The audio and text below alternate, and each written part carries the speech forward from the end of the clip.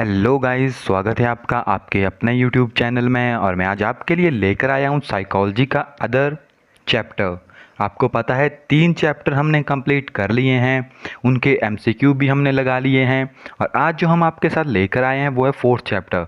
22 total chapter है हमारे पास। तो आप यहाँ पे देख सकते हैं 4th चैप्टर शुरू हो चुका है, यानी अब केवल 18 चैप्टर जो है बचे हैं हमारे पास। तो वो भी हम जल्दी से कंप्लीट कर लेंगे एंड उसके बाद आपको साइकोलॉजी में कभी भी कोई भी प्रॉब्लम नहीं आएगी, चाहे आपका टीजीटी हो, चाहे आपका सीटैट हो, चाहे टैट हो। आज मैं लाइव स्ट्रीम नहीं कर पा रहा हूँ, थोड़ा सा ग्लिच आ गया यूट्यूब में, इसलिए मैं वीडियोज़ को अपलोड करके ही आपके लिए लेकर आया हूँ। तो हमारे पास जो आज का चैप्टर है वो है सोशलाइजेशन प्रोसेस, यानी समाजीकरण की प्रक्रिया। काफ़ी इम्पॉर्टेंट टॉपिक है, काफ़ी इम्पॉर्टेंट थ्योरीज हैं यहाँ पे, काफ़ी इम्पॉर्टेंट डेफिनेशन भी है यहाँ पे। तो चलिए, जो भी यहाँ पे हिस्सा ब्लर हो गया है वो हम आपको पढ़ के बता देंगे। एंड चलिए इस वीडियो को शुरू करते हैं। तो सबसे पहले चलता है सोशलाइजेशन प्रोसेस की सोशलाइजेशन होती क्या है। Learning is never an isolated process. अब कहते हैं लर्निंग जो है आइसोलेटेड प्रोसेस नहीं होती। आइसोलेटेड मीन कि वो बंद नहीं है, हम चारों तरफ से सीखते हैं। Process what an integration and interaction of different processes. Socialization is one of such process that play a important part in learning. If learning cannot be facilitated in an environment properly, then it may never produce the best of the result. Socialization generalized the outcome of a manner accept to both the teacher and the taught।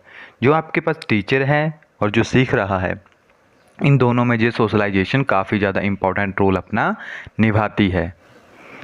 तो यहाँ पे आपको यही बताया गया है कि socialisation जो है काफ़ी ज़्यादा इम्पॉर्टेंट रोल जो है अपना निभाती है आपकी ग्रोथ में। चाहे वो टीचर हो, चाहे वो लर्नर हो जो सीख रहा है, उन सभी के जीवन में सोशलाइजेशन यानी समाजीकरण का काफ़ी इम्पॉर्टेंट रोल है।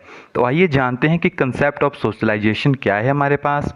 Socialisation is a term use by scholars to refer the lifelong process of inheriting and passing on norms, custom, value and ideological by providing an individual with the skill and habit necessary for participating within its own society।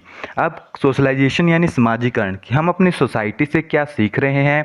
और आपको पता है जब हम बड़े होते हैं तो पूरा का पूरा रोल हमारे समाज का हमारे ऊपर पड़ता है कि किस तरह से हम सीख रहे हैं, कौन कौन सी क्वालिटी सीख रहे हैं। जस्ट लाइक हमारे पास उनके नॉर्म्स हो गए, कस्टम हो गए, वैल्यू हो गई,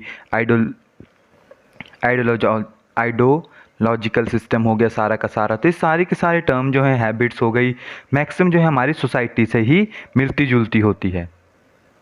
नेक्स्ट हमारे पास यहाँ पे आता है इसका जो है हमारे पास it is a process by which childrens and adult learn from other. ये वो प्रोसेस है जहाँ पे बच्चा जो है दूसरों से सीखता है।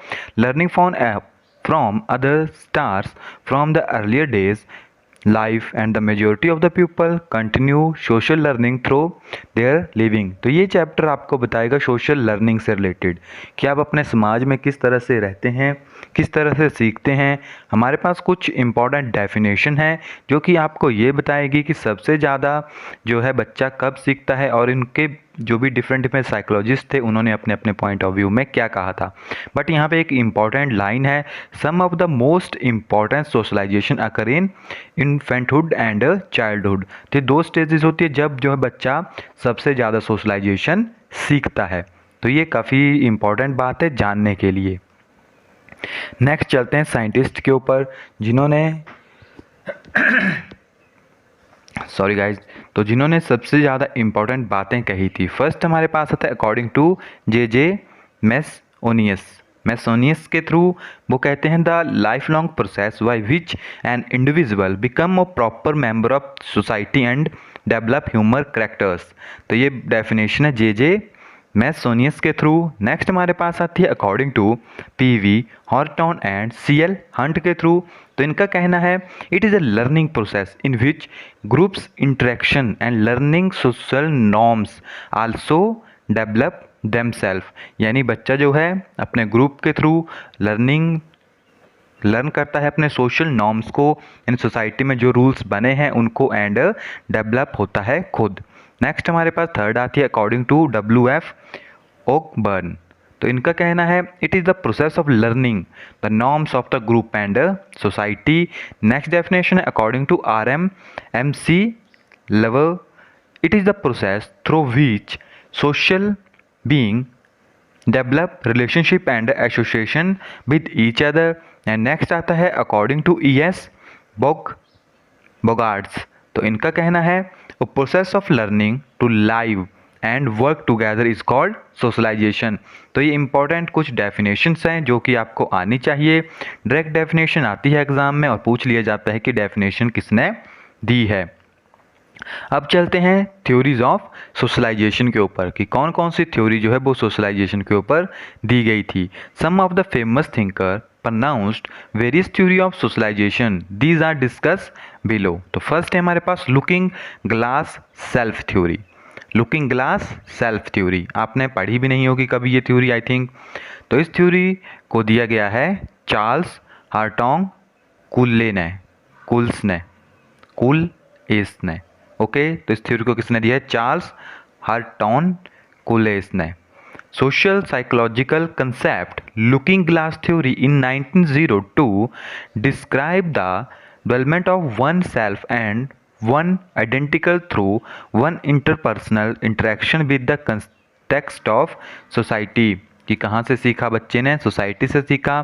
कोले clarify that society is an intervarying and interwork of mental selves।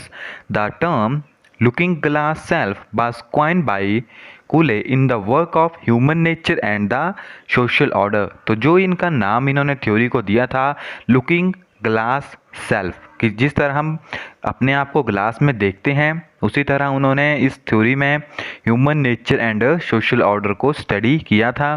The looking glass began at an early age, continue throughout the entire one life, as one will never stop modifying their self unless of all social interaction and ceased।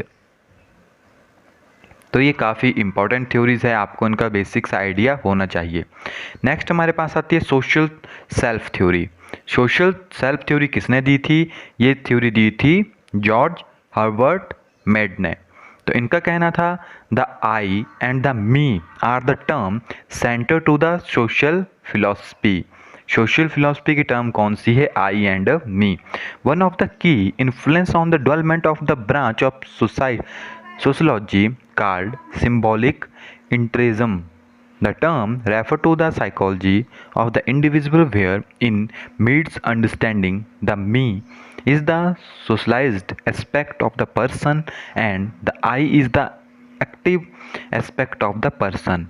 One might use self-compare meet I and me respectively with Sartre's choice the situation, but meet himself match up the me and the fluid sensors and I with the ego and this is psychological aptitude test।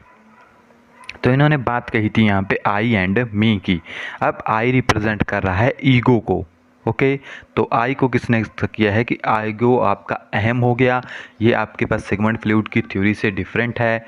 तो यहाँ पे आई and मी को explain किया गया है इन्होंने कि socialisation जो आपके पास है, जो सोशल फिलॉसफी है, उनका सेंटर पॉइंट था आई एंड मी, कि मैं और मेरा। बस इन्होंने इसके ऊपर ही बात कही थी।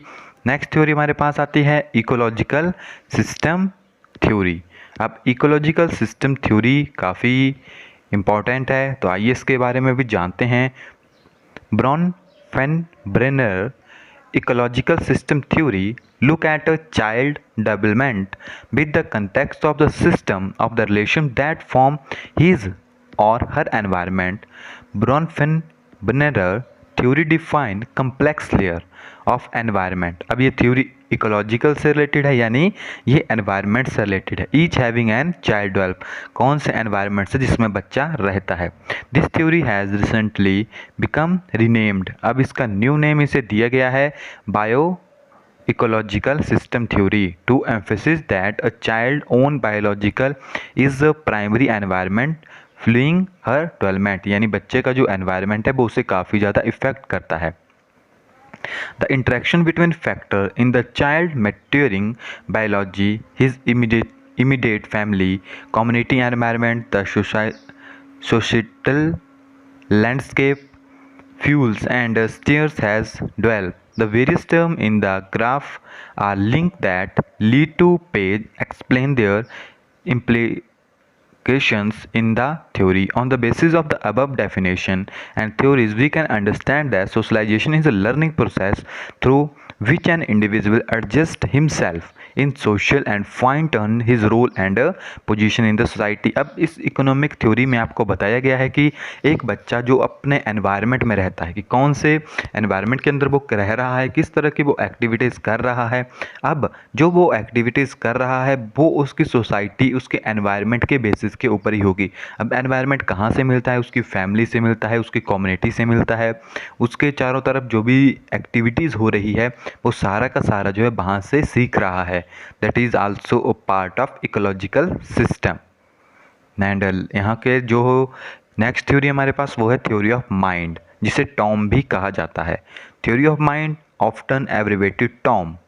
Theory of mind is ability to attribute mental states, belief, instinct, desire, pretending, knowledge, etc. to oneself and other, to understanding that other have belief, desire, intention and perspectives that are different from one own।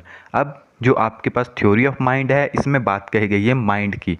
अब mind में जो है हमारे पास different different terms आती है। For example आपके beliefs हो गए, आपके विश्वास हो गए, आपके इंस्टिंक्ट हो गए, आपके डिज़ायर हो गए, आपकी प्रिटेंडिंग हो गई, आपके नॉलेज हो गई, और ये हर एक पर्सन में डिफरेंट होता है। Defects can occur in people with autism spectrum disorder, schizophrenia, attention defect, hyperactivity disorder, as well as alcoholic who have suffered brain damage due to alcohol, neurotoxicity, throughout philosophical approaches to this existence, the theory of mind such a distinct from the philosophy of mind। अब जो theory of mind है वो different है थोड़ी सी philosophy of mind से, क्योंकि इसमें different different type के डिसऑर्डर होते हैं। क्योंकि सबका माइंड जो है डिफरेंट होता है, तो इसमें जानने के लिए यही है कि हर एक पर्सन में थ्योरी ऑफ माइंड ये कहती है कि हर एक माइंड के एक डिफरेंट इंस्टिंक्ट है, एक डिफरेंट बिलीफ है एंड डिफरेंट डिज़ायर है। तो किसी की सोशल डेवलपमेंट अलग होगी, किसी की सोशल डेवलपमेंट अलग होगी। तो गाइज ये कुछ बेसिक से इंट्रोडक्शन थी इन थ्योरीज़ की, जिसमें 3 थ्योरीज़ थी आपके पास। First is looking glass self theory, next is social self theory, next थी ecological term theory and last थी थ्योरी ऑफ माइंड। एंड यहाँ पे कुछ इंपॉर्टेंट डेफिनेशन थी, तो इनके बारे में आपको आइडिया होना चाहिए। एंड इसके बाद हम पढ़ेंगे सोशलाइजेशन एंड एजुकेशन। उसमें हमारे पास primary, secondary and factor influencing and different type of stages को हम वहाँ पे एक्सप्लेन करेंगे। ये चैप्टर थोड़ा लंबा है, तो इसमें तकरीबन 3 वीडियोस बनेगी। एंड फिर आपके पास सोशलाइजेशन के रोल आएंगे एंड एक चार्ट है हमारे पास जो कि काफ़ी इंपॉर्टेंट है, वहाँ से डायरेक्ट क्वेश्चन बन जाता है, तो वो हम आपके साथ नेक्स्ट वीडियो में डिस्कस करेंगे। सो मिलते हैं नेक्स्ट वीडियो में, तब तक के लिए thank you, have a nice day.